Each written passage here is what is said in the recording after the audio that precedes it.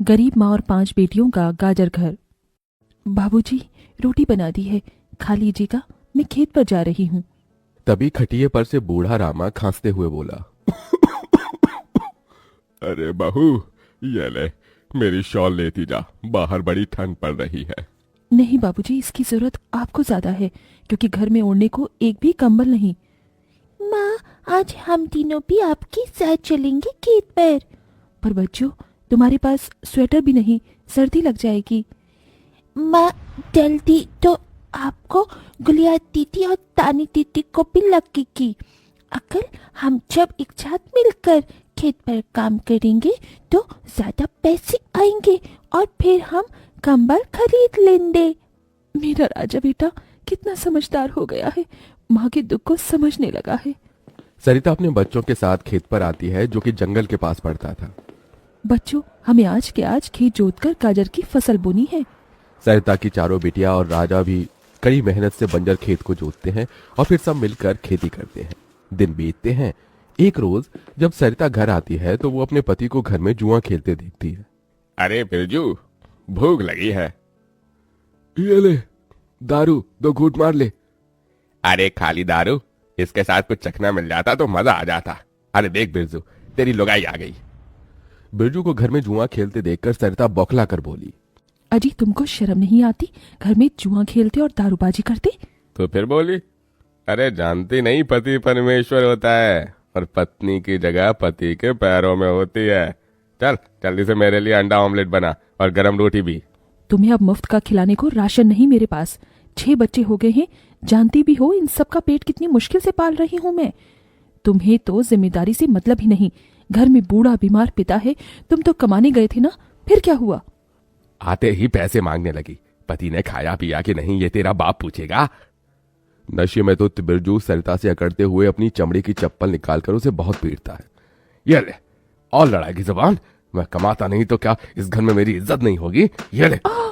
बचाओ, ओह बचाओ, माँ को मत मारो पिताजी। तभी लड़खड़ाते हुए बिछौने से उठकर बूढ़ा रामा कहता है, अरे निकम्मे, छोड़ दे बहू को, निकल जा इस घर से तू, और फिर कभी शक्ल मत दिखाना। अरे ये मेरा घर है, मैंने बनाया है इसे। बिरजू चला जाता है। तभी रामा रोते हुए बोलता है, अरे जाने कैसे उड़ाऊं बेटे को जन्म दे दिया है मैंने।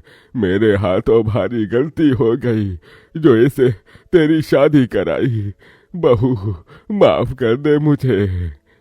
पर उस 5 बेटियों की गरीब माँ का दुख इतना ही नहीं था कि एकदम से जोरदार तूफान उठा और झोपड़ी की छत हवा के झोंके से उखड़ कर गिर गई। हे भगवान, इतना भयंकर तूफान! तानी, गुड़िया, अंजू, तुम तीनों सोनी, राजा और मुनिया को लेके बाहर निकलो, मैं दादाजी को लेकर आती हूँ। उठिए बाबूजी। नहीं बहू, तू जा, मेरा समय आ गया है। तुझे उन 5 बच्चियों की सौगंध, तेरे बाद उन्हें देखने वाला कोई नहीं। जा बहू, जा। सरिता के बाहर निकलते ही पूरी झोपड़ी गिर जाती है। सरिता छाती पीट पीट कर रोने लगती है। बाबूजी! अरे कैसा निर्दयी है रे तू ऊपर वाले! क्या मिला आखिर, क्या मिला तुझे मेरा घर उजाड़ कर? तू खुद तो अपने घर में सो रहा है और मेरी 5 बेटियों को बेघर कर दिया। जवाब दे, तू बोलता क्यों नहीं? सरिता को टूट कर रोता देखकर उसकी 5 बेटी भी बिलख बिलख कर रोती है। चुप हो जाओ माँ, रो मत। माँ, मुझे जल्दी ठंड लगती है। हे भगवान, इतनी बर्फ गिर रही है, मुझे इस ठंड से अपने बच्चों को बचाना होगा। सरिता सबका दरवाजा खटखटाती है, मगर कोई भी मुसीबत में उसकी मदद नहीं करता। हार कर वो अपने जंगल वाले गाजर के खेत में आ जाती है और सब रात भर ठंड से कांपते ठिठुरते हुए बीतती है। माँ, बहुत भूख लगी है। हाँ माँ, मुझे भी भूख लगी है। तभी सरिता की सबसे बड़ी बेटी तानी खेत में देखती है जहाँ लाल लाल गाजर उगे थे। देखो माँ, हमारे खेत में तो गाजर तैयार हो गए हैं। फिर तानी अपने सभी भाई बहनों को गाजर तोड़ कर देती है। ये लो मेरी बहनों, गाजर खा लो। अपनी बेटियों को ठंड में ऐसे देख उस गरीब माँ का मन अपार दुख से भर जाता है। अपनी इस गरीब लाचार माँ को माफ कर देना बच्चों, तुम्हें ये ठंड भोगना पड़ रहा है। तभी एकदम से दिन का माहौल रात सा हो जाता है और तेजी से बर्फ गिरने लगती है। बाप रे बाप, एकदम से इतनी ठंड, ऐसी तो बिना घर के हम बच नहीं पाएंगे। तभी सरिता अपना आंचल उन पर उड़ाती है, मगर बच्चे थरथरा उठते हैं कि एकदम से गुड़िया कहती है, माँ, तानी दीदी, हम अपना घर बना सकते हैं। मगर कैसे बिटिया, हमारे पास पैसे भी तो नहीं। माँ देखो, हमारे खेत में कितने सारे गाजर उगे हैं, हम इसी से अपना घर तैयार करेंगे, पर हम सबको साथ मिलकर मदद करनी होगी। राजा बेटा, जब तक कि हम गाजर घर तैयार नहीं कर लेते, तुझे अपनी छोटी बहनों का ख्याल रखना होगा। रखेगा ना? हाँ माँ, रखूंगा। सरिता आग जलाकर अपने दोनों सबसे छोटे बच्चों को उसके पास बिठा देती है और खुद अपनी चारों बेटियों के साथ उस भयंकर ठंड में गाजर घर बनाने लगती है। अंजू, सोनी, गुड़िया, तुम दोनों मुझे और तानी दीदी को गाजर तोड़ तोड़ कर दो, हम घर बनाते हैं। ठीक है माँ।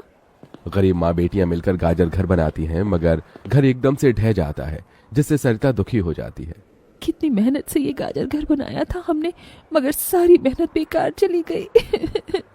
तभी चारों बेटियां रोते हुए गाकर अपनी माँ को हिम्मत देती हैं।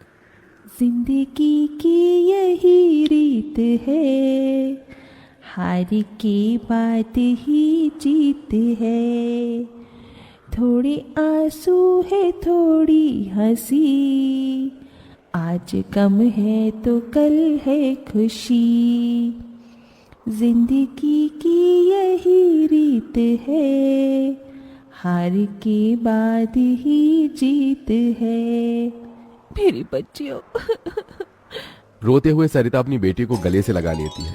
वो फिर कोशिश करते हैं, कई बार उनका गाजर घर बिगड़ता है। तभी गुड़िया कहती है, माँ, अगर हम अपना गाजर घर मजबूत बनाने के लिए पहले लकड़ी फट्टे से ढांचा बना लें, तो फिर हमारा गाजर घर नहीं गिरेगा। सब ऐसा ही करते हैं, जिससे उस बार उनका गाजर का घर मजबूत बन जाता है। सरिता अपनी पांचों बेटियों और बेटे के साथ घर के अंदर आती है। तब जाकर उनके शरीर को गर्माहट महसूस होती है। अरे वाह माँ, दीदी, आप सबने कितना सुंदर गाजर घर बनाया है, और ये कितना गुलाम भी है। तभी सरिता अपने बेटे बेटियों का मुंह देखती है। सबकी आंखों में भूख थी। मैं जानती हूँ तुम सबको भूख लगी है ना, अपनी माँ को एक दिन दे दो, मैं कल काम ढूंढ लूंगी। ठीक है, आज हम ये गाजर खाकर सो लेंगे। आप भी खा लो ना माँ, आपने 2 दिन से कुछ नहीं खाया। सोनी अपने नन्हे हाथों से अपनी गरीब माँ को गाजर खिलाती है। अगले दिन सरिता ठंड में इधर से उधर काम ढूंढने भटकती रहती है, मगर कोई उसे काम नहीं देता। इधर अब उसके खेत के गाजर भी खत्म हो गए थे, जिससे उसकी बेटियां भूखी थी और उसकी दुधमुही बेटी भूख से रोई जा रही थी।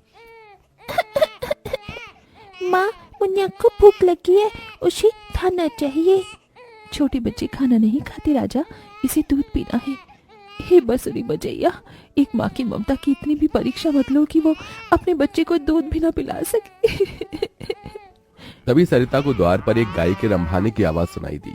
माँ, लगता है बाहर गाय आई है। सरिता अपनी बेटियों के साथ बाहर आकर देखती है तो गाय के थन से दूध की धारा बहे जा रही थी। इस गाय के थन में कितना दूध गिर रहा है। सरिता गाय का गर्म दूध अपनी बेटी को पिलाती है। तभी गाय उसके खेत में जाकर गोबर कर देती है, जिससे एकदम से जादू होता है और खेत लाल चमकदार गाजर से भर जाता है। माँ, ये तो कोई जादुई गाय लगती है। देखो, हमारे खेत में कितने गाजर हो गए। हाँ गुड़िया, मैं जादुई गाय हूँ। मुझे वरदान प्राप्त है, जिस भी बंजर खेत में मैं गोबर करूंगी वो फसल से भर जाएगी। मैं इससे पहले भी तुम्हारे खेत में आई थी। इसका मतलब गौ माता, आपकी वजह से उस वक्त भी मुझ गरीब के बंजर खेत में गाजर उगी थी। आपका कोटि कोटि धन्यवाद गौ माता। माँ, तुम काम ढूंढ रही थी ना, अब मैं ढूंढना। तुम तो कितना अच्छा गाजर का हलवा बनाती हो, और गाय के दूध से खोया, घी, दूध सब बनता है। तुम हलवा बनाकर बेचो। सरिता उस गाय के दूध से घी खोया तैयार कर लेती है और गाजर का हलवा बनाकर बेचने लगती है, जो कि लोगों को खाने में स्वादिष्ट लगता है। उसकी अच्छी कमाई होती है, जिससे उसकी आर्थिक स्थिति ठीक हो जाती है और वो गाय उसके गाजर घर के बाहर बंधी खेत के गाजर और घर दोनों की पहरेदारी दिया करती।